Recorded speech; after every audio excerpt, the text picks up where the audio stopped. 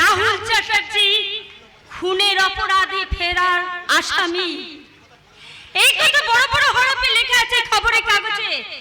গতকাল রাত থেকেই শুরু হয়ে গেছে পুলিশের আনাগোনা। এইবার আমি রণবীর চ্যাটার্জি তোমাকে দেখাবো আমার খেল।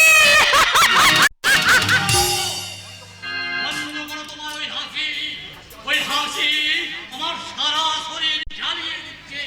আরে আমার কি দোষ?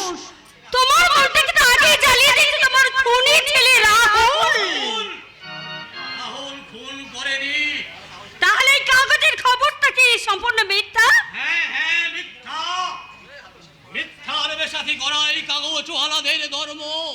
ব্যবসা বাড়ানোর জন্যে ওরা কাগজের পাতায় পাতায় মেয়েদের নগ্ন ছবি ছাপায়। মিথ্যা স্ক্যান্ডেল ছড়িয়ে সম্মানীয় মানুষকে করে ক্রিমিনাল, আর ক্রিমিনালদের করে পুজো। আরে থামো, তোমার লেকচার আমি আর শুনতে চাই না। আসল আর কি আলো সহ্য হয়? মুখ সামনে কথা বলবে বলে দিচ্ছি। কখনোই না। কাগজের মিথ্যা খবরটা শুনে তুমি উল্লাস করছো। রাহুলকে খুনি প্রমাণ করার জন্য তুমি উঠে পড়ে লেগেছো।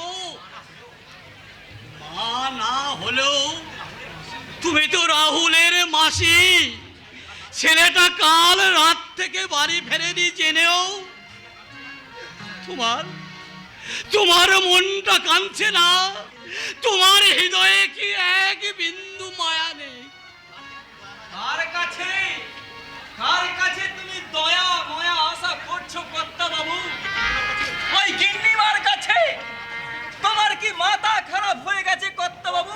ভজন কর্তা বাবু, ওই শুকনো দিঘি জল পাওয়া যায়?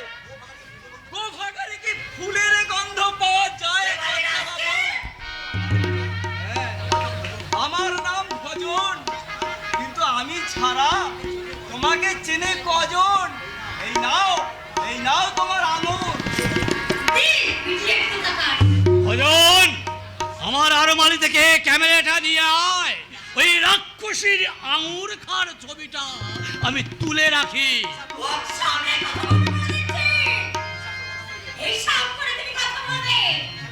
হিসাবের খাতাটা যে আমি 25 বছর আগে হারিয়ে ফেলেছি মঞ্জুরি, সেই খাতা যদি হারিয়ে না ফেলতাম তুমি কি পারতে এই বাড়িতে নির্লজ্জের মতো দাপাদাপি করতে? আরে হোয়াট, তুমি কি বলতে চাইছো? তুমি চাকরির সামনে আমাকে তুমি এভাবে অপমান করছো? অপমান করতে পারলাম কই মঞ্জুরি? কর্তা বাবু, ভজন, আমার শিক্ষা ভদ্রতা আমাকে এত নিচে নামতে দেয় না। তাই তোদের মা ছেলের অপরাধ আমাকে নীরবে সহ্য করতে হয়। হ্যাঁ, সহ্য করবে, তুমি সহ্য করবে। গিন্নিমা, দয়া করে তুমি চুপ করো। আমার একদম ভালো লাগছে না। বাড়ির চারপাশে পুলিশ কিচকিচ করছে। রাহুল দাদাবাবু কাল রাত থেকে বাড়ি ফেরে নাই। কোথায় আছে, কি খাচ্ছে, তার কোনো ঠিক ঠিকানা নেই। তার জন্য আমি চিন্তায় মরছি। অথচ তোমরা, আরে তোর যদি এতই ডর হয় তাহলে তাকে খুঁজে নে, তার মুখে রাজভোগ তুলে দে। গিন্নিমা, আমি যদি এ বাড়ির মালিক হতাম আর আমার হাতে যদি ক্ষমতা থাকতো, তাহলে ওই দাদাবাবুর মুখে আমি রাজভোগই তুলে দিতাম, আর তোমার মুখে তুলে দিতাম বিষের বাটি।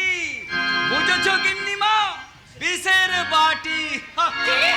একটা খুনির জন্য খবরদার মঞ্জুরি, তোমাকে আমি শেষবারের মতো বলছি, রাহুল খুন করেনি। এটা তার বিরুদ্ধে চক্রান্ত। ও তাই নাকি? হ্যাঁ তাই। যার হৃদয়কে দিবস করে সুরের মচ্ছলা, যার হৃদয়ে স্পর্শ করে শিশুর নির্মল হাসি, কাছে ফুল ফুললে যার হৃদয় আনন্দে নেচে ওঠে, আমার সেই সন্তানরাও কখনো অন্ধকার জগতে পা দিতে পারে না। না বাবা না, এই রাহুলের মতো ভালো ছেলে কারো জীবন ছিনিয়ে নেবে এ কথা বিশ্বাসই করা যায় না। তোমার মতো প্রথমে আমিও বিশ্বাস করিনি, কিন্তু বাবা এই তোমার ছেলে হয়ে আমি কি করে মিথ্যা কথা বলি বলো? তাই পুলিশকে যা বলেছি আমি তোমাকে ঠিক তাই বলছি। ওই গৌরীর ভাবি স্বামীকে রাহুলই খুন করেছে। বাবা তুই মিথ্যা কথা বলছিস কুন্তল, তাহলে আমার একটা কথার জবাব দিতে পারবি? কি কথা বাবা? গৌরীর বরকে রাহুলই যে খুন করেছে আমি নিজের চোখে দেখে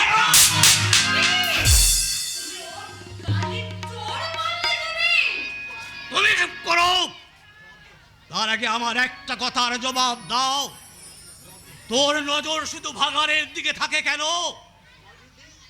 সবাই তার বিরুদ্ধেই কেন অভিযোগ করিস? কেন করবে না? আমরা তো সত্যি কথাই বলি। এইবার আমি যদি তোমাদের সত্যি কথাটা বলি, বলো, কি বলবে বলো? বাবা বোধহয় বলতে চাইছে রাহুলকে হয়তো আমি চরিত্রহীন সাজিয়েছি, আমি খুন করে রাহুলের নামে দোষ চাপিয়েছি। বাবা তো এ কথা বলবি মা, কুন্তল, বাবা তো বলবি মা। আর রাহুলের মতো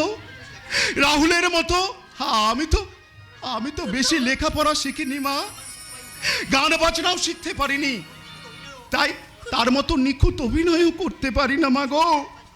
তাই সত্যি কথা বলার জন্য কুন্তল, বাবা তিরস্কার, আমার আমার আমার পুরস্কার মা, আমার পুরস্কার। কুন্তল, চিৎকার করছো কেন তুমি? তোমার এই এমডি ছেলে রাহুল তো খুন করে ফেরার হয়ে গেছে। আজ থেকে কুন্তলই হবে চ্যাটার্জি ইন্ডাস্ট্রির ম্যানেজিং ডিরেক্টর। রাহুল না থাকলেও তার বাবা এখনো আছে, তাই কাজী কাকে কোম্পানির এমডি করব সেই ভাবনা আমার, তোমার নয়। Get out. হ্যাঁ, মায়ের কথায় রাগ করো না বাবা। ওই ব্যবসা বাণিজ্য বিষয় আশয় এইসব গোলক ধাঁধায় আমি নিজেকে হারাতে চাই না মা। তাছাড়া এই ভার বহনের ক্ষমতা আমার তো নেই মা, তাই আমি স্থির করেছি কি স্থির করেছিস তুই বাবা? আমি সন্ন্যাস নেব মা। কুন্তল, ভজ গৌরাঙ্গ কহ গৌরাঙ্গ লহ গৌরাঙ্গের নাম রে।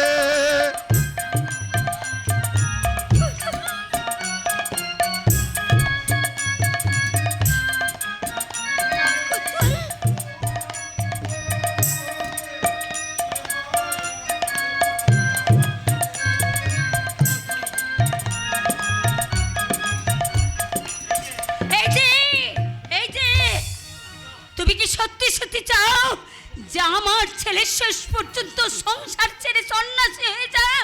কিন্তু না, আমি কিছুতেই তা হতে দেব না। আমি আমার ছেলেকে আমার মায়া মমতা দিয়ে আমি এই সংসারে আটকে রেখে দেব। তাকে আমি চ্যাটার্জি কোম্পানির এমডি করব। এটাই হচ্ছে আমার শেষ কথা। কি বলছো মঞ্জুরি? এই তো সবে শুরু। তোমাদের মা ছেলের চরিত্রটা আমার কাছে পরিষ্কার হয়ে গেছে। মঞ্জুরি, তোমাদের মনের ময়লা যদি মনুষ্যত্বের সাবান দিয়ে আমি ধুয়ে মুছে পরিষ্কার করে দিতে পারতাম, নিজেকে আমি ধন্য মনে করতাম। তোমরা মানুষের মতো দেখতে হলো মানুষের ছদ্মবেশে সভ্য সমাজের বিকৃত শয়তান। তোমাদের হৃদয়ে মন নেই, দয়া মায়া অনুভূতি নেই, তাই তোমাদের মতো শয়তানকে শাস্তি দিতে আমার ছেলে রাহুল ফিরে আসবেই আসবে।